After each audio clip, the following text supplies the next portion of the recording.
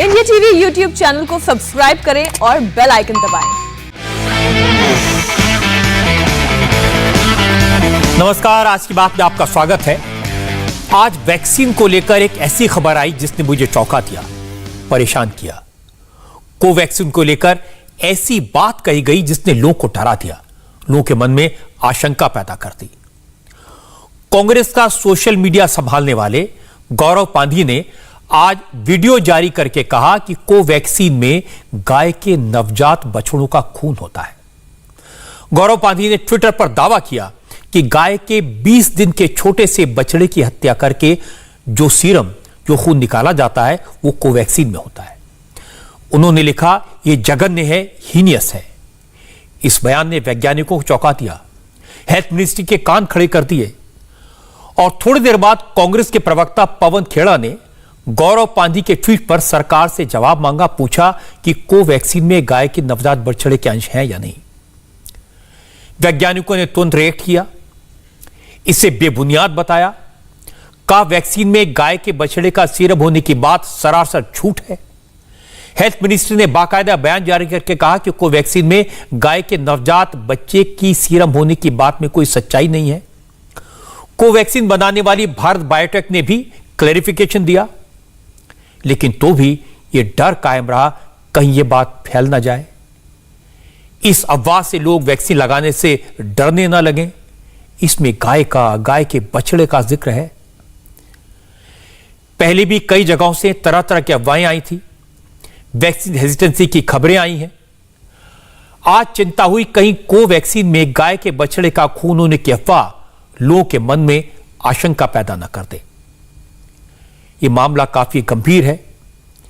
जब हमारे देश में वैक्सीनेशन की सबसे ज्यादा जरूरत है, तब इस तरह की बात फैलाना कितना खतरनाक हो सकता है, और मुझे इसका अंदाजा है। इसलिए मैं एक एक करके इस पूरे मामले से जुड़े सारे सच आपके सामने रखूंगा। बहुत सारी ऐसी बातें आपको बताऊंगा जो कोई और आपको बताने से हिचकेगा। तो सबसे पहले तो आपको यह बताता हूं कि लोगों को डराने वाले, कोवैक्सीन के प्रति शक पैदा करने वाले ये गौरव पांधी हैं कौन? गौरव पांधी कोई ऑर्डिनरी आदमी नहीं है। वो कांग्रेस की digital communication and social media team के नेशनल कोऑर्डिनेटर हैं, राष्ट्रीय नेता हैं। राहुल गांधी के हर ट्वीट को फैलाने का काम करते हैं, उनकी जिम्मेदारी है। गौरव पांधी ने आज कोवैक्सीन में यूज किए जाने वाले कंपोनेंट्स को लेकर एक के बाद एक कई ट्वीट किए, और सब बड़े खतरनाक थे। एक आरटीआई रिप्लाई का जिक्र किया। गौरव पांधी ने लिखा कि मोदी सरकार की तरफ से दिए गए आरटीआई रिप्लाई में कहा गया है कि कोवैक्सीन में काफ सीरम का इस्तेमाल किया गया है। काफ सीरम यानी गाय के नवजात बछड़े का खून। इसके बाद गौरव गांधी ने अपने ट्वीट्स के साथ कई डॉक्यूमेंट अटैच किए और यह दावा किया कि काफ सीरम 20 दिन या उससे कम उम्र के गाय के बछड़े से निकाला जाता है। उन्होंने यह भी कहा कि काफ सीरम निकालने के लिए बछड़े का स्लॉटर किया जाता है, यानी उसकी हत्या की जाती है, मार दिया जाता है। गौरव ने लिखा, यह एक जघन्य अपराध है, हीनियस काम है। कोवैक्सीन में बछड़े का खून होने का सनसनीखेज आरोप लगाने वाले गौरव पांधी अच्छी तरह जानते हैं कि उनकी इस तरह की बातों का क्या असर हो सकता है। वो ये भी जानते हैं कि उनके आरोप के नतीजे कितने गंभीर हो सकते हैं। उन्हें मालूम है कोवैक्सीन में बछड़े की खून की बात कहने से वैक्सीन को लेकर लोगों में झिझक बढ़ सकती है, डर बढ़ सकता है। Now there is this conversation going around on Covaxin based on an RTI response by the government of India that it consists cow calf serums, which is actually clotted blood obtained after slaughtering the young cow calves. Government should not betray the faith and belief of people. That people should go for the vaccines, yes. That's the only way to defeat the pandemic. Keeping all our faiths and beliefs aside, we should go for the vaccines. But it is equally important for the government to not betray the faith and belief of people and not hide any information. If there is anything as such, make the information public. You cannot betray the people. गौरव पांधी एक तरफ तो कह रहे हैं मैं लोगों से कहूंगा वैक्सीनेशन के लिए जाएं, और दूसरी तरफ लोगों को वैक्सीनेशन से डरा रहे हैं, कोवैक्सीन के प्रति लोगों में नफरत पैदा कर रहे हैं। और जैसा मैंने आपसे कहा कि यह कोई साधारण व्यक्ति नहीं है, ये कांग्रेस की डिजिटल टीम के नेशनल कोऑर्डिनेटर हैं। इसीलिए उनकी बात को सपोर्ट करने के लिए कांग्रेस के ऑफिशियल स्पोक्सपर्सन पवन खेड़ा कैमरे के सामने आए, मीडिया से बात की। पवन खेड़ा ने कहा कि आरटीआई में जो बातें सामने आई हैं उसका जवाब सरकार को और भारत बायोटेक को देना चाहिए। आरटीआई में जो तथ्य सामने आए हैं उसका उत्तर सरकार को और भारत बायोटेक को देना चाहिए, उसके बाद इस पर कोई चर्चा हो सकती है। इस तरह के बयानबाजी से सनसनी फैल गई। लोग गौरव पांडे के ट्वीट को रीट्वीट करने लगे, सवाल पूछने लगे। सबसे पहले आपको भारत बायोटेक की तरफ से आया क्लैरिफिकेशन दिखाता हूं। कंपनी ने कहा कि न्यूबॉर्न काफ सीरम का इस्तेमाल वायरल वैक्सीन बनाने में किया जाता है। इसका यूज सेल्स की ग्रोथ में होता है, लेकिन न तो SARS-CoV-2 वायरस में और न ही कोवैक्सीन का फाइनल फॉर्मुलेशन में इसका इस्तेमाल होता है। कोवैक्सीन एक हाईली प्यूरिफाइड वैक्सीन है। इसके कंपोनेंट में सिर्फ इनएक्टिवेटेड वायरस है, बाकी सारी अशुद्धियां यानी इंप्योरिटीज हटा दी गई हैं। दुनिया भर में कई दशकों से वैक्सीन बनाने में बोवाइन सीरम का इस्तेमाल होता है। अब बहुत सारी बातें ऐसी हैं जो टेक्निकल हैं, लेकिन आपको बताना जरूरी है क्योंकि समझाना भी जरूरी है।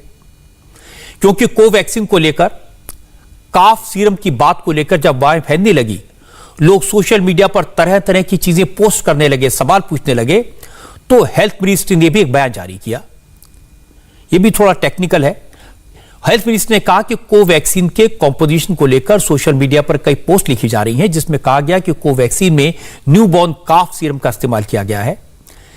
ऐसी बात कहने वाले लोग तथ्यों को तोड़ मरोड़ कर पेश कर रहे हैं, फैक्ट्स की गलत व्याख्या कर रहे हैं।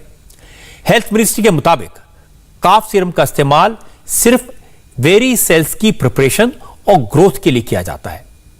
पोलियो, रेबीज और इन्फ्लुएंजा की वैक्सीन में कई दशकों से इसका इस्तेमाल हो रहा है। कोवैक्सीन को लेकर सवाल उठते गए, अफवाहें फैलती गई। इन सब के बारे में बड़ी सफाई से जवाब दिया संबित पात्रा ने। संबित पात्रा भारतीय जनता पार्टी के स्पोक्सपर्सन हैं।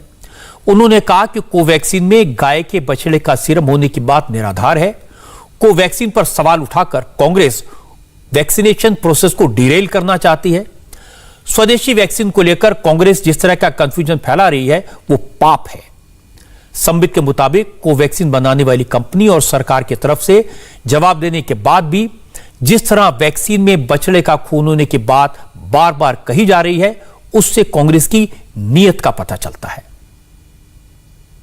हिंदुस्तान और पूरा विश्व कोविड से लड़ रहा है और आज हिंदुस्तान जिस प्रकार से सेकेंड वेव से लड़के वैक्सीनेशन के माध्यम से आगे बढ़ रहा है, कुछ ऐसी राजनीतिक पार्टियां हैं और खास करके कांग्रेस पार्टी जो इस वैक्सीनेशन ड्राइव को डिरेल करना चाहती है, भ्रम का वातावरण तैयार करना चाहती है, भ्रम फैलाना चाहती है वैक्सीनेशन को लेकर। बंधुगण, आज कांग्रेस पार्टी ने एक महापाप किया है। मैं इसे महापाप कहूंगा क्योंकि जिस प्रकार का भ्रम कोवैक्सीन को लेकर, जो भारत में निर्मित वैक्सीन है, कोविड का वैक्सीन है, उसको लेकर जिस प्रकार का भ्रम आज कांग्रेस पार्टी ने सोशल मीडिया और प्रेस कॉन्फ्रेंस करके उनके प्रवक्ता ने फैलाया है, यह महापाप है।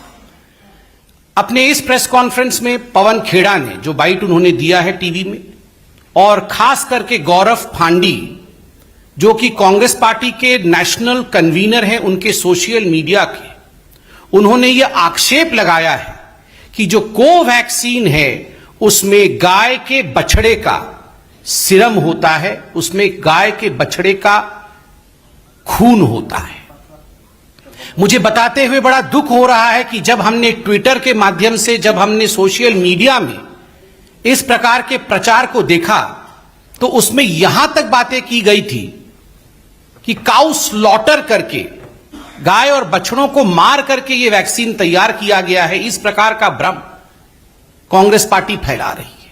जो साइंटिफिक कम्युनिटी ने और जो हेल्थ मिनिस्ट्री ने अभी क्लैरिफिकेशन दिया है इस विषय को लेकर, वो क्लैरिफिकेशन पब्लिक डोमेन में मौजूद है और स्पष्ट रूप से यह क्लैरिफिकेशन और साइंटिफिक डोमेन आज हिंदुस्तान का कहती है कि कोवैक्सीन में कोई बछड़े का सीरम या गाय का खून नहीं है। कोई भी कोवैक्सीन में बछड़े या गाय का सीरम नहीं है, कोई भी खून नहीं मिला हुआ है, नंबर 1। और नंबर 2, यह वैक्सीन पूर्णतः सेफ है। इसमें किसी प्रकार का कोई अपभ्रंश, जिस प्रकार का एक कम्युनल एंगल देते हुए इसे अपभ्रंशित करने की कोशिश की जा रही है, ऐसा कोई अपभ्रंश नहीं है।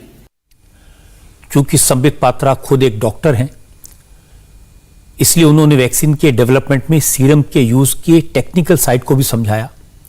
संबित पात्रा ने बताया कि सीरम का इस्तेमाल वेरोसेल्स बनाने के लिए किया जाता है, लेकिन समय के साथ वेरोसेल्स खत्म हो जाता है, यानी सीरम वाला पोर्शन वहां खत्म हो जाता है और इसके बाद वायरस को इनएक्टिवेट किया जाता है। कोवैक्सीन एक डेड वायरस वैक्सीन है और उन्होंने कहा कि कांग्रेस भी अगर साइंटिस्ट से, एक्सपर्ट से पूछ लेती तो उसे भी ये बात समझ में आ जाती, लेकिन कांग्रेस ने काफ सीरम को लेकर झूठ बोलकर महापाप किया है। ये जो काव या काफ, काफ मतलब बछड़ा होता है, ये जो काफ का सीरम होता है, ये सीरम किस लिए इस्तेमाल किया जाता है? ये एक लॉन्ग स्टैंडिंग ग्लोबल प्रैक्टिस है। कई वैक्सीन में, पोलियो की वैक्सीन में, रेबीज की वैक्सीन में, इन्फ्लुएंजा की वैक्सीन में इनिशियल तौर पे ये सीरम इस्तेमाल किया जाता है ताकि जो वेरोसेल्स हैं, जिस सेल में वायरस को रेप्लिकेट कराना है, उस सेल को एनरिचमेंट, अगर मैं साधारण हिंदी में कहूं तो खाद का काम करता है। ये सेल जब ग्रो कर जाती हैं, वेरोसेल्स ये कहलाती हैं। इस वेरोसेल में बाद में जो कोविड के वायरस होते हैं वो वायरस छोड़े जाते हैं, कोरोना के वायरस छोड़े जाते हैं। ये वायरस इन सेल्स में रेप्लिकेट करती है और रेप्लिकेट करते समय ये जो वेरोसेल्स होते हैं वो संपूर्णतः खत्म हो जाते हैं। और एक महत्वपूर्ण बात, वैक्सीन बनाने से पहले ये जो वेरोसेल्स जिसमें कल्चर किया जाता है उसको अच्छी तरीके से धोया जाता है केमिकल्स के माध्यम से, ताकि उसमें किसी प्रकार से कोई सेरम का इंग्रेडिएंट नहीं रहे। वैसे भी वेरोसेल समय के साथ समाप्त हो जाता है और उसके अंदर जो वायरस रेप्लिकेट करते हैं उन वायरसेस को निकाल करके उस वायरस को इनएक्टिवेट करके, क्योंकि ये डेड वायरस वैक्सीन है, उसको इनएक्टिवेट करने के बाद कोवैक्सीन बनाया जाता है। ये सारे विषय बड़े स्पष्ट रूप से टेक्निकली हमारे देश के बड़े वैज्ञानिकों ने समझाया और समय समय से समझाया। उसके बावजूद कांग्रेस पार्टी ने जिस प्रकार की उद्दंडता की, धृष्टता की, महापाप किया है, the Congress party has sinned today. ये पाप से और सिन से कम नहीं। तो हो सकता है कुछ लोग इसे कांग्रेस और बीजेपी का झगड़ा समझें, कांग्रेस का आरोप और बीजेपी की सफाई समझें, लेकिन मैंने वैक्सीन बनने का पूरा प्रोसेस और इसमें सीरम के इस्तेमाल को लेकर जेनेटिक्स और वायरोलॉजी के एक्सपर्ट से बात की, उनकी राय ली। आईसीएमआर के फॉर्मर डीजी एनके गांगुली बहुत रेस्पेक्टेड है, बहुत नाम है उनका, ख्याति है। उनका भी यही कहना है कि कोवैक्सीन के फाइनल प्रोडक्ट में काफ सीरम नहीं है। आपने सेल लाइन हार्वेस्ट किया, सेल लाइन को टिश्यू कल्चर मीडियम में जो कि बाहर से मंगवाया जाता है उसमें आप उसको ग्रो करते हैं और सेल लाइन के सपोर्ट के लिए फीटल काफ सीरम यूज करते हैं। इनिशियली उसको घटाते जाते हैं, जैसे जैसे होता है कि 10% किया, फिर 5% किया, फिर 2% किया, तो होल सेल लाइन में।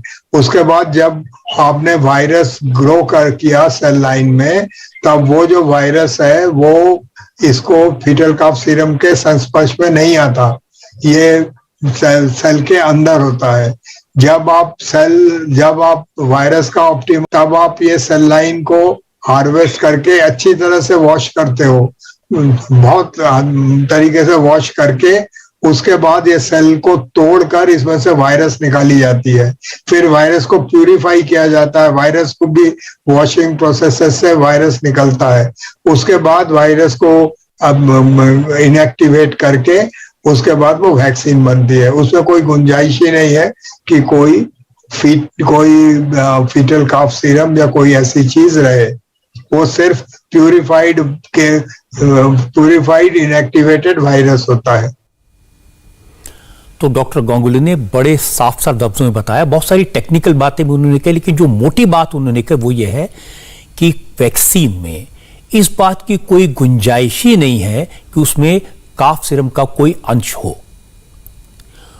कोवैक्सीन में गाय के बछड़े के सीरम के आरोपों पर विवाद और भी हुआ, क्योंकि बड़ा सेंसिटिव मामला है, गाय का सवाल है। क्योंकि कांग्रेस के गौरव पांधी ने यह कहा था कि काफ सीरम निकालने के लिए गाय के 20 दिन से छोटे बछड़ों को स्लॉटर किया जाता है, यानी छोटे छोटे बछड़ों को मारा जाता है। तो डॉक्टर एन के गांगुली से हमने यह भी पूछा कि भाई क्या काफ सीरम निकालने के लिए बछड़े को मारना जरूरी है? तो इस पर उन्होंने कहा कि ऐसा होता नहीं है, बिना स्लॉटर किए भी काफ सीरम निकाला जा सकता है और निकाला जाता है। अब ये जो एक्चुअली जो सेल लाइन्स होती हैं जिनमें वायरसेस ग्रो की जाती हैं, उनमें फीटल काफ सीरम लगता है सेल लाइन ग्रो करने के लिए।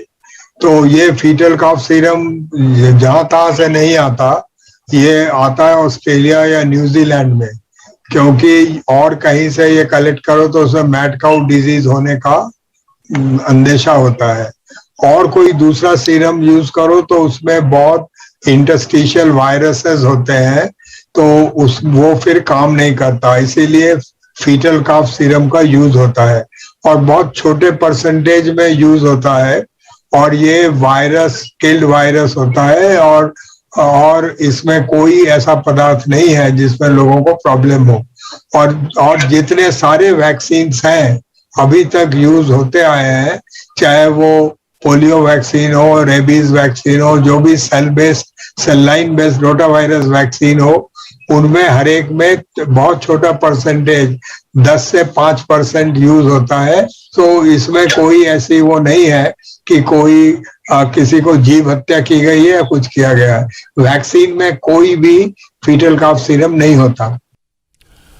तो डॉक्टर गांगुली ने फिर कहा कि वैक्सीन में कोई फीटल काफ सीरम नहीं होता, और उन्होंने कहा कि ऐसा नहीं इसमें कोई जीव हत्या की जाए, उसकी कोई जरूरत नहीं है।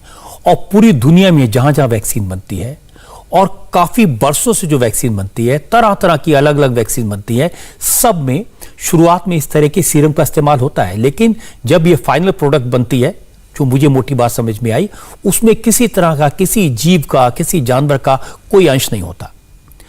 अब इसके बाद भी अगर आपके मन में कोई डाउट बचा है, तो मैं आपको अहमदाबाद के foundation for research in genetics and endocrinology के डायरेक्टर डॉक्टर जयेश सेठ की बात सुनवाता हूं। बड़े साफ साफ कहते हैं, कोवैक्सीन को लेकर मन में कोई डर मत रखिए, इसके फाइनल प्रोडक्ट में काफ सीरम का कोई अंश नहीं है, बेझिझक होकर बिना हेजिटेशन के वैक्सीन लगवाइए।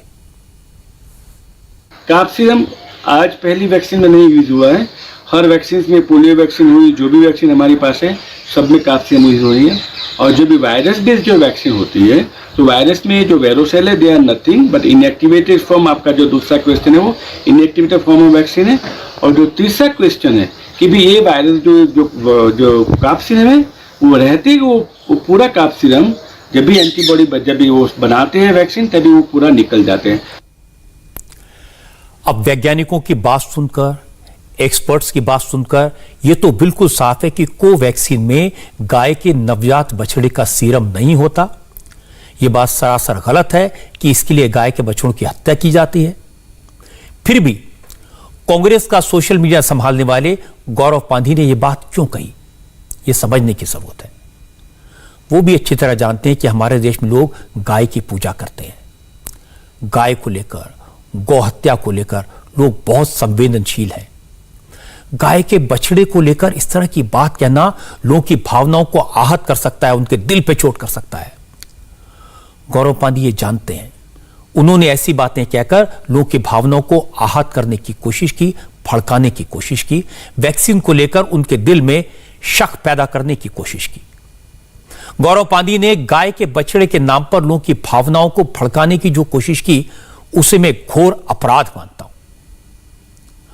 कांग्रेस के सोशल मीडिया नेशनल कोऑर्डिनेटर गौरव पांधी ने यह अपराध किया है, मैं तो कहूंगा पाप किया है।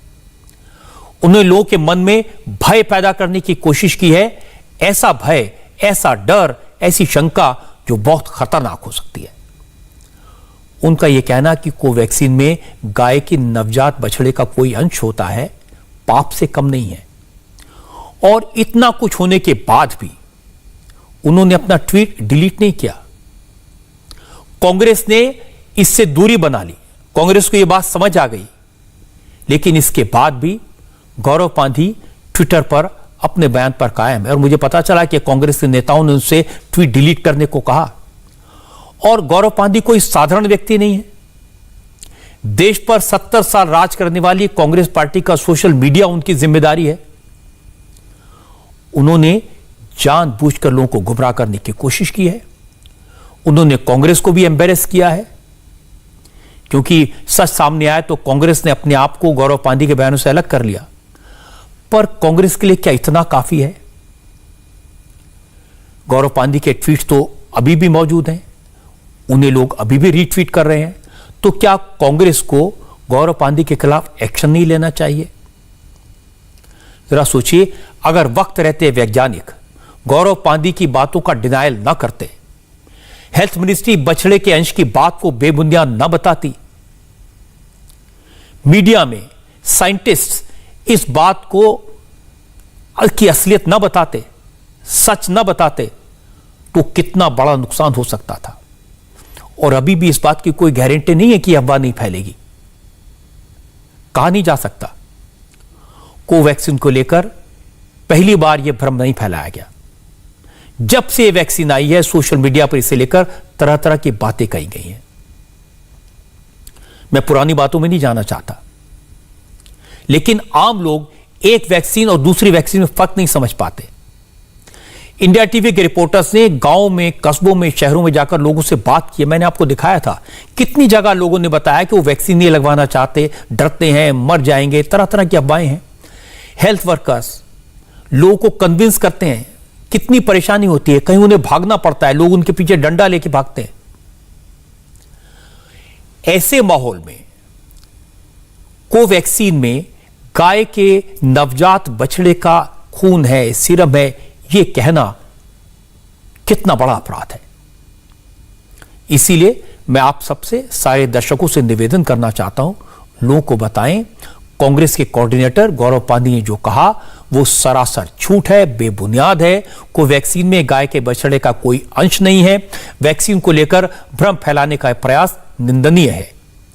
सब लोग वैक्सीन लगाएं, इससे देश बचेगा। अफवाहें फैलाने वालों से खुद भी सावधान रहें और दूसरों को भी सावधान करें। एक और अफवाह का जिक्र करना चाहता हूं। गाजियाबाद में मुस्लिम बुजुर्ग से मारपीट को लेकर यह अफवाह फैलाई गई थी।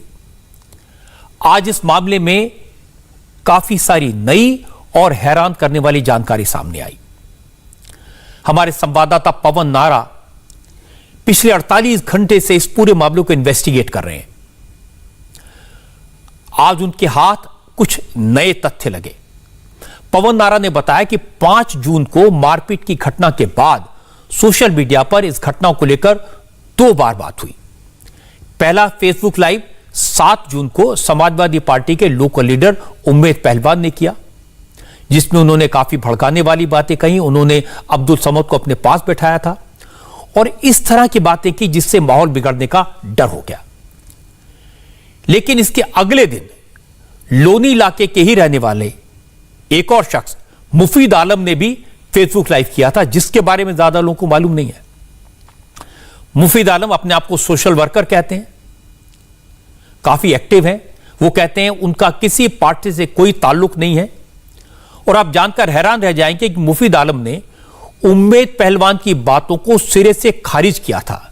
मुफीद आलम ने 8 जून को फेसबुक लाइव के दौरान साफ साफ लफ्जों में कहा था, यह मामला मजहब का नहीं, यह मामला धार्मिक दुश्मनी का नहीं, इसे किसी धर्म से न जोड़ा जाए, यह आपसी रंजिश का मामला है, मारपीट का मामला है।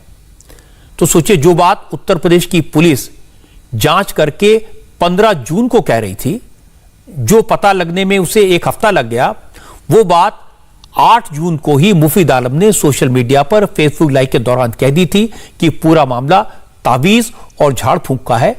मुफीद ने बताया कि उन्होंने बेटा गांव जाकर लोगों से बात की, मुस्लिम बुजुर्ग और परवेश गुर्जर के कनेक्शन के बारे में पूरी पड़ताल की और बार बार इस बात को रिपीट किया कि जिस तरह मुस्लिम बुजुर्ग से मारपीट को हाईलाइट किया जा रहा है वो मामला वैसा ही है जैसा एक छोटे क्राइम का मामला होता है। यह कम्युनल मामला नहीं है। इसके बावजूद सोशल मीडिया पर, ट्विटर पर इस फेसबुक लाइव का जिक्र नहीं हुआ। सिर्फ मुस्लिम बुजुर्ग से मारपीट के वीडियो डाले गए और एक अलग नैरेटिव क्रिएट करने की कोशिश की गई। तो मेरे पास मुफीद आलम के 8 जून के फेसबुक लाइव की कुछ डिटेल्स मौजूद हैं जो पवन नारा ने मुझे भेजी हैं। पहले ये सुन लेते हैं। आप कह रहे हैं हिंदू मुस्लिम का मुद्दा ये बहुत, पर ये लोनी की महान जनता, हम अभी जिम्मेदार लोग हैं, मेरी कल से बात हो रही है, यहाँ ऐसा कुछ नहीं होगा। ये लोनी है, लोनी सब जानते हैं। और मैं शासन प्रशासन से मांग करता हूँ, जो जिन लोगों ने उसके साथ घटना की है उसको सजा, कैडी सजा मिले। पर मुद्दा ये नहीं है, मुद्दा झाड़ फूंक का है, 23 घंटों का है। मैं बता देता हूँ आपको, मुद्दा ना तो उसे कोई उठा करके लेकर गया है, ना ही वो उसके घर पहुंचा है जिनके यहाँ पर वो है। बैठा मैं भी, मेरे 500-400 आदमी है जिनसे मैंने बात, जिस तरीके से मैंने पता करी, जहाँ से पता चली है। और आप जैसे राजनीतिक स्टेट बनाना शुरू कर दिया आपने, नहीं, गलत बात है आपकी ये। आप इस चीज़ को रीड कीजिए, देखिए पहलवान जी, आप अपने जो आपने वर्डिंग बोले थे उन्हें दोबारा आप सुनिए, क्या आप उसमें कहाँ कितने सही हैं, कितने गलत है। आज रोली में चारों तरफ बातें फैल रही हैं कि उम्मेद पहलवान दंगा भड़काने की कोशिश कर रहा है। नहीं, आप दंगा नहीं भड़का सकते। आप एक जिम्मेदार आदमी हो, आप बहुत अच्छे आदमी हो, मैं जानता हूँ आपको। पता नहीं आप क्या मजबूरी है, क्यों डरते हो भाई छोड़ो यार, छोड़ो, ठीक ही होगा। थे हो सकता है उन पर कुछ दबाव रहा हो सकता है पहलवान जो गलत फहमी हुई हो, वो मोहरा बन गए, इसमें कुछ भी हो सकता है। पर पहलवान जी, आपसे मेरी रिक्वेस्ट है, आप मेरे बड़े भाई हैं, आप एक बार पता करिए जो उस बुजुर्ग के साथ घटना हुई है वो सही में हुई है या नहीं हुई है। नहीं हुई है, मैंने भी अपने स्रोत से पता किया। आपने क्या, आपके सोर्स थे, आपको कहीं किसी ने बुलाया, आपको वो दे दिया, बुजुर्ग के साथ ऐसी घटना हुई है यार, आप भड़क जाइए, आप भड़काइए, आपने वो काम स्टार्ट कर दिया। मुफीद आलम की बात मैंने आपको इतनी डिटेल में इसलिए सुनवाई ताकि आपको पता चल सके सिर्फ एक साइड का वर्जन सुनकर बिना सच्चाई जाने कुछ लोगों ने कैसे माहौल खराब करने की कोशिश की। मुस्लिम बुजुर्ग की पिटाई का वीडियो अपलोड किया और फिर कितने लोगों ने इसे रीट्वीट किया। यह बात कहां से कहां पहुंच गई। लेकिन सवाल यह है कि आखिर मुफीद आलम का इस सब में क्या इंटरेस्ट है। वो चाहते तो खामोश रह सकते थे, उन्होंने फेसबुक लाइव क्यों किया। ये सारी बातें हमारे संवाददाता पवन नारा ने आज मुफीद से पूछी। उन्होंने बताया कि 7 जून को उम्मेद पहलवान के बयान के बाद माहौल बिगड़ने लगा था, इसलिए ऐसी बातों को जल्द से जल्द फैक्ट्स के साथ काउंटर करना जरूरी था। जब 8 तारीख आई, मैंने अपने सोर्सेज, मैं भी सामाजिक कार्य करता हूँ यहाँ पर, जिस गांव में, जहाँ पर इस कॉलोनी में वो कांड हुआ जो बताया है इन्होंने प्री प्लान, तो मैंने वहाँ पर पता किया बहुत सारे लोगों से, अपने यार दोस्त मेरे काफ़ी सारे हैं, तो उन्होंने बताया कि ये 23 घंटों का काम है। इससे ये अब से पहले भी इनके 23 घंटे करके गया था परवेश गुर्जर के, तो उसका इस पर उल्टा असर हुआ, जिस कारण से परवेश गुर्जर ने इसकी पिटाई की। और ये वीडियो आपने 8 तारीख को ही डाल दिया था? जी, 8 तारीख को हम जब चल गया तो हमने 8 तारीख पर ही इसका, जो सपा नेता स्थानीय थे, मैंने उनका विरोध कर दिया था कि आप ये सांप्रदायिक माहौल गलत दे रहे हो, तनाव पैदा कर रहे हो लोनी में। जब आपने 8 तारीख को ये कह दिया था तो ये वीडियो वायरल बाद में हुआ, क्या मामला है, आप क्या कहना चाह रहे हैं कि ऐसा क्यों किया गया? देखो, ये बहुत बड़ी साजिश का हिस्सा रहा है, क्योंकि जो परवेश गुर्जर है उन्होंने 8-9 तारीख के आसपास उन्होंने जेल भेज दिया उसको। तो उसके बाद में ये जो वीडियो वायरल कराई गई है, ये जानबूझकर कराई गई है, माहौल खराब करने के लिए कराई गई है। जो मेन व्यक्ति है जिसके कहने पर लाइव आकर के उस स्थानीय सपा नेता ने यहाँ पर लोनी को भड़काने का काम किया, लोनी को जलाने का काम किया, 2-4 समुदाय को आपस में जुड़ाने का काम किया, उसके खिलाफ FIR क्यों नहीं हुई? जो मैन साजिश करता है लोनी के अंदर, जो उससे झूठी बातें कहलवा रहे हैं सूफी अब्दुल समद से, वो कहाँ पर है अभी? उसका इंटरव्यू क्यों नहीं आया? वो पब्लिक के सामने क्यों पेश नहीं हुआ? क्या वो केवल एक समाजवादी का जो नेता है उम्मेद पहलवान, उसी के पास क्यों? वो उसे क्यों अपहरण करके उसे दुबकाई फिर रहा है? किसका अपहरण कर लिया? वो एक तरीके से किसी से नहीं मिल रहा है अब्दुल समद, वो बुजुर्ग वो है कहाँ पर? आप अपनी पहचान कैसे जाहिर करना चाहते हैं? देखो, मैं भी एक मुस्लिम हूँ, मैं एक देश का, भारत के संविधान में पूरी आस्था रखने वाला मुस्लिम हूँ, मैं ये अच्छे और बुरे में फैसला करने वाला मुस्लिम हूँ। वो जय श्री राम के नारे वाली बात झूठी थी, वो जो दाढ़ी काटी गई वो प्री प्लान थी, वो धमकाने के लिए, यहाँ भड़काने के लिए काम किया। तो हमारे रिपोर्टर पवन नारा जो मुफीद आलम से बात कर रहे थे, 2 दिन से, जैसा मैंने आपको बताया, इस मामले की तहकीकात में जुटे हुए हैं और आज 2 नए वीडियो उन्हें मिले। 5 जून के वीडियो हैं, उसी जगह के हैं जहां मुस्लिम बुजुर्ग के साथ मारपीट हुई थी। आपको याद होगा कि बुजुर्ग ने बयान दिया था कि उन्हें कुछ लोगों ने ऑटो में अगवा किया, फिर एक कमरे में बंद किया, मारपीट की। मारपीट करने वाले कौन थे? उन्होंने कहा मैं किसी को नहीं जानता, कोई ताल्लुक नहीं है। लेकिन आज अब्दुल समद का 5 जून का जो वीडियो सामने आया, उससे माजरा कुछ और लगता है। पवन नारा ने बताया ये वीडियो मारपीट की घटना से ठीक पहले का है और इस वीडियो में अब्दुल समद ये कहते दिख रहे हैं कि उन्होंने किसी तीसरे शख्स के कहने पर परवेश गुर्जर को वश में करने वाला तावीज दिया था।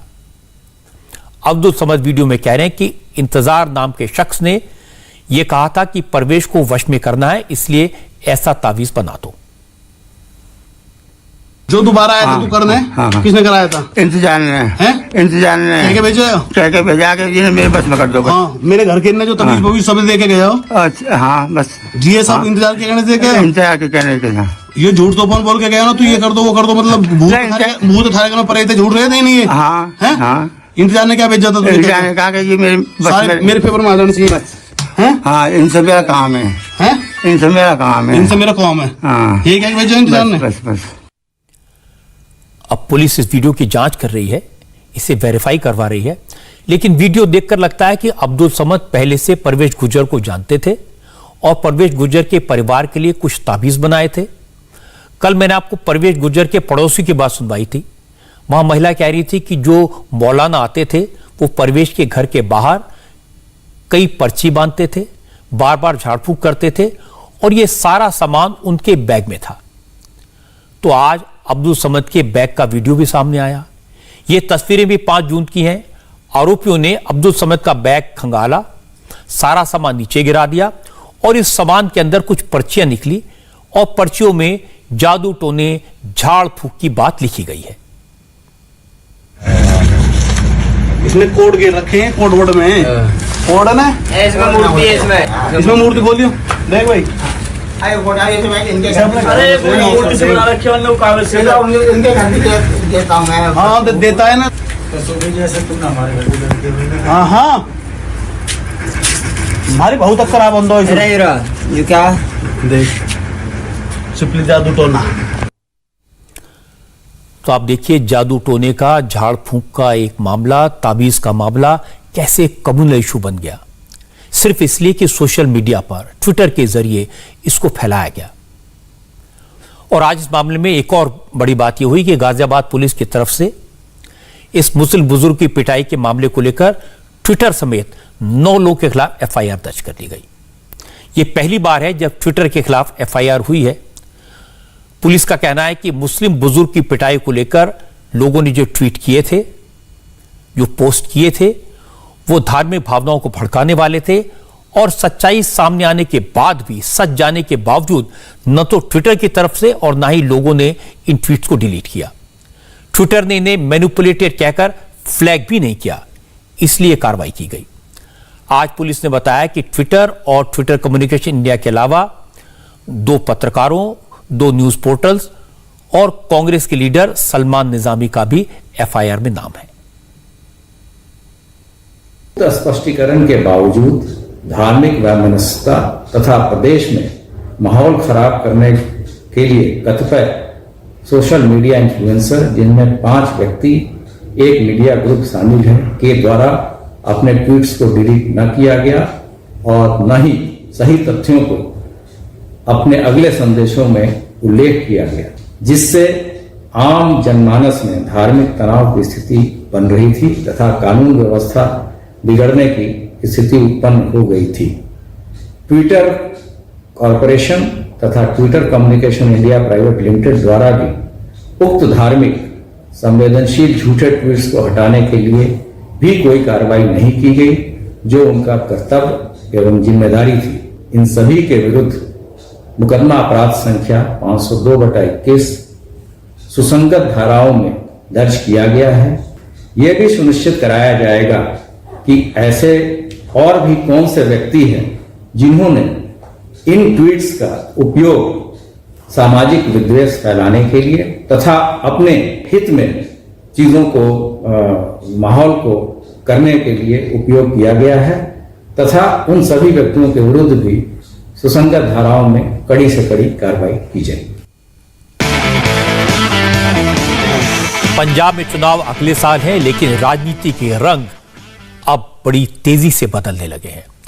आज एक नई कंट्रोवर्सी हुई जब कांग्रेस के एमपी रवनीत बिट्टू ने एक बयान दिया, दलितों पर कमेंट किया और रवनीत बिट्टू ऐसा लगा कि बुरी तरह फंस गए हैं।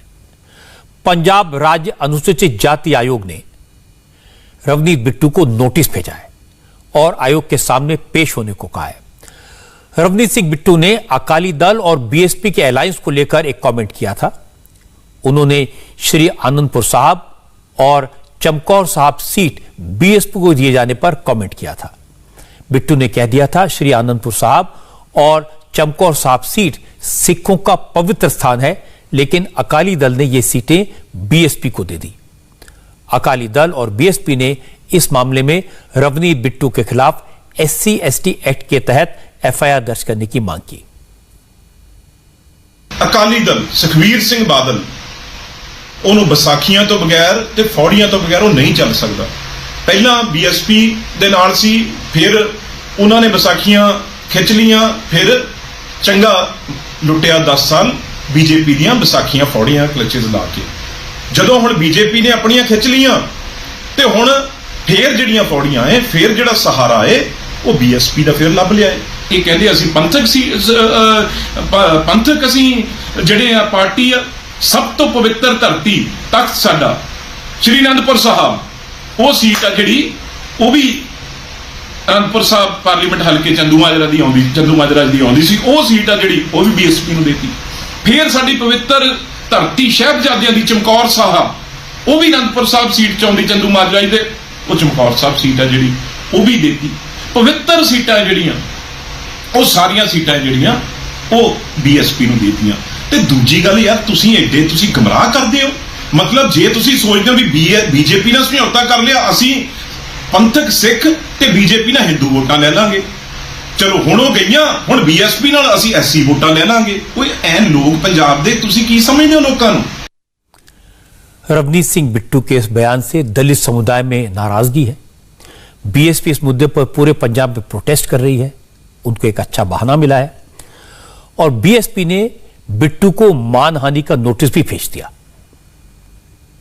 बहुजन समाज पार्टी रवनीत बिट्टू की इस घटिया मानसिकता का, कांग्रेस की इस घटिया मानसिकता का विरोध कर दिया है। जब से बिट्टू जी का ये बयान आया है, उस वक्त दलित लोगों में, माइनॉरिटी में, पंजाब और पंजाबियों में बड़ी आहत है और जगह जगह उनके ਜਿਹੜੇ पुतले जलाए जा रहे हैं, उनके खिलाफ कंप्लेंट भी दी जा रही है और प्रधान जी की तरफ से एक मानहानि का नोटिस भी दिया गया। जब तक बिट्टू अपनी गलती का एहसास नहीं करता, कांग्रेस माफी नहीं मांगती, जब तक इनके खिलाफ जड़ा वो संघर्ष जारी रहेगा। जब बयान पर कंट्रोवर्सी हुई तो रवनीत बिट्टू को लगा कि वो इसमें फंस जाएंगे और BSP इसका फायदा उठाएगी, तो उन्होंने सफाई दी। उन्होंने कहा कि उनकी बातों को तोड़ मरोड़ के पेश किया गया है, उन्होंने ऐसा नहीं कहा था। लेकिन इस सारी बयानबाजी के पीछे सियासत है, वोटों का खेल है। पंजाब में अगले साल चुनाव हैं और पंजाब में करीब 32% दलित वोटर्स हैं, काफी मैटर करते हैं। 25 साल बाद अकाली दल और BSP का अलायंस हुआ है। अकाली दल ने जो 20 सीटें BSP को दी हैं, इनमें वो दोनों सीटें शामिल हैं जिन पर रवनीत बिट्टू ने पवित्र होने का कमेंट किया था। अब सच तो यह है कि पहले ये सीटें अकाली दल BJP को दे देती थी, वो अपने खुद नहीं लड़ते थे क्योंकि लंबे अरसे तक BJP और अकाली दल के अलायंस था। पहली बार कई साल बाद ये होगा कि BJP और अकाली दल अलग अलग लड़ेंगे और अब अकाली दल BSP के साथ पंजाब का चुनाव लड़ रही है। एक और छोटी पार्टी है लोक जनशक्ति पार्टी। इसकी बागडोर किसके हाथ में रहेगी, इसको लेकर झगड़ा चल रहा है और आज कुछ और बढ़ गया। पशुपति पारस कैंप ने कल पटना में पार्टी की बैठक बुलाई है जिसमें नए अध्यक्ष का चुनाव किया जाएगा और 3 दिन से इस पूरे मामले में खामोश रहने के बाद आज चिराग पासवान ने यह कहा कि वो अब तक परिवार की खातिर चुप थे, सबको इकट्ठा रखना चाहते थे, लेकिन जब सब खत्म हो गया तो मजबूरी में उन्हें बोलना पड़ रहा है। चिराग पासवान ने अपने चाचा पशुपति पारस के फैसलों पर सवाल खड़े किए। चिराग ने कहा कि पार्टी में जो कुछ हो रहा है उसके लिए JDU और नीतीश कुमार जिम्मेदार हैं। लड़ाई भी है, कई बार हम लोग की ऐसी मुलाकातें होंगी। दुख मुझे इस बात का है कि जब मैं बीमार था, जब मैं बिस्तर पे था, उस वक्त मेरे पीठ पीछे जिस तरीके से ये पूरा षड्यंत्र रचा गया, और जबकि मैंने निरंतर प्रयास किया अपने चाचा से संपर्क साधने का, उनसे बात करने का, चुनाव के बाद से लगातार मैंने कोशिश की कि मैंने अपनी तरफ से अंत तक मैंने प्रयास किया कि पार्टी और परिवार दोनों को एकजुट करके रख सकूं। चाचा के मैं घर भी गया, वहां पर जाकर भी मैंने कोशिश की। कल भी मैंने अंत तक, दोपहर तक, मम्मी खुद व्यक्तिगत तौर पर वो भी प्रयास कर रही थी चाचा से संपर्क साधने का। अंत में आते आते जब इस बात का एहसास हुआ कि शायद अब चीजें अब हाथ से निकल गई हैं और जो मेरी कोशिश परिवार और पार्टी को एकजुट रखने की थी, जब वो सफल नहीं हुई, तो उसके बाद हम लोगों ने कल पार्टी की राष्ट्रीय कार्यकारिणी की बैठक बुलाई। रामविलास पासवान का बेटा हूं मैं, एक शेर का बेटा हूं ना। मैं उस वक्त अकेले चुनाव लड़ने से डरा जब मेरे पिता के निधन को कुछ समय नहीं बीता था। उस वक्त अगर मैं डंके की चोट पर अपने मुद्दों पर, अपने अधिकारों के लिए जाकर उस वक्त अगर मैं लड़ाई लड़ सकता हूं, तो आज की तारीख में तो मेरी पार्टी, मेरे साथियों का पूरा समर्थन मेरे साथ है। चाचा पशुपति पारस आज पटना पहुंच गए। एलजेपी ऑफिस पहुंचे तो पशुपति पारस को काले झंडों का विरोध का सामना करना पड़ा। एलजेपी ऑफिस में चिराग पासवान के सपोर्टर्स ने पशुपति पारस को ब्लैक फ्लैग दिखाने की कोशिश की और इसके बाद पशुपति पारस के समर्थक और चिराग के समर्थक आपस में भिड़ गए। पुलिस को भी बचाव करना पड़ा। पुलिस ने चिराग पासवान के समर्थकों को एलजेपी ऑफिस में घुसने नहीं दिया। पारस के साथ आए सभी नेताओं की गाड़ियों का काफिला दफ्तर के अंदर चला गया और इस तरह पार्टी ऑफिस पर पारस ग्रुप का कब्जा हो गया। पशुपति पारस ने कहा कि चिराग पासवान जो आरोप लगा रहे हैं वो गलत है। चिराग को पार्टी के संविधान की जानकारी नहीं है। लोक जनशक्ति पार्टी का जो संविधान है, तो संविधान में स्पष्ट है, एक व्यक्ति एक पद। श्री चिराग पासवान जी राष्ट्रीय अध्यक्ष भी थे, संसदीय बोर्ड के अध्यक्ष भी थे और सदन के नेता भी थे। इसीलिए कल हम लोगों ने तय किया कि उनको राष्ट्रीय अध्यक्ष पद से मुक्त किया जाए। कल राष्ट्रीय अध्यक्ष का चुनाव है। नेशनल एग्जीक्यूटिव के जितने भी सदस्य हमारे हैं, कल सूरजभान सिंह जी के घर पर कंकड़बाग में चुनाव होगा। उसमें जो लोग राष्ट्रीय अध्यक्ष चुने जाएंगे वो सम्मान होगा। पार्टी में कोई विवाद नहीं है, पार्टी एकजुट है और एकजुट रहेगा। कश्मीर से आई एक अच्छी खबर आपको दिखाता हूं। कश्मीर में अब लोग खुलकर आतंकवाद और पाकिस्तान के खिलाफ आवाज उठाने लगे हैं और यह आवाज आज श्रीनगर में सुनाई दी। कश्मीर के आम लोगों ने पहली बार पाकिस्तान के खिलाफ खुलकर प्रोटेस्ट किया। घाटी में पहली बार आतंकी घटनाओं में मारे गए बेगुनाह कश्मीरियों के समर्थन में आवाज उठी। श्रीनगर के डल लेक में मिशन आखिर कब तक शुरू हुआ? प्रोटेस्ट में शामिल हुए लोगों का कहना है कि आखिर कश्मीर में बेगुनाह लोगों का कत्लेआम कब तक चलेगा? कश्मीर के लोगों के दिल में पाकिस्तान और आतंकवादी संगठनों के खिलाफ गुस्सा कई दिनों से पनप रहा है। जिस तरह आतंकवादियों ने आम कश्मीरी लोगों को निशाना बनाया, उनका खून बहाया, उसका गुस्सा लोगों में दिखाई दे रहा है और लोग अमन चैन की जिंदगी जीना चाहते हैं। हमने एक प्रोटेस्ट किया जो डल लेक पे किया था, उसका जो टैगलाइन था आखिर कब तक, वो एक ये सवाल 30 साल से एक आम कश्मीरी पूरी दुनिया से पूछ रहा है। 30 साल से एक कश्मीरी क्यों पिस रहा है यहाँ पे? अगर आज देख लें, हम 30 साल की डेट में देख लें, यहाँ पे हज़ारों की तादाद में एक कश्मीरियों की जानें ली गई और उसका जो आज तक नाम आया अननोन गनमैन। आखिर ये अननोन गनमैन है कौन और कब तक ये हमारे नौजवानों का कत्ल करते रहेंगे? मुझे महीनों लग जाएंगे आपको काउंट करने में कि कितने नंबर है, कितने लोगों को मारा गया। शुजात बुखारी साहब थे, शहीद बाबर कादरी साहब थे, परसों भी 5 लोगों को नाहक तक कत्ल किया गया। आखिर उनकी खता क्या थी? ये एक कैंपेन थी जो कश्मीर के हर एक फर्द को अवेयर करेगी कि अब हमें सड़कों पे आना होगा। बिकॉज आप देख सकते हैं कि फॉरेन टेररिस्ट पाकिस्तान से टेररिस्ट आते हैं और यहाँ पे हमारे कश्मीरियों को मारते हैं। नमस्ते, मैं हूं मीनाक्षी जोशी। वीडियो और खबरों से अपडेट रहने के लिए India TV YouTube channel subscribe करें, बेल आइकन दबाना ना भूलें। जुड़े रहें इंडिया टीवी के साथ।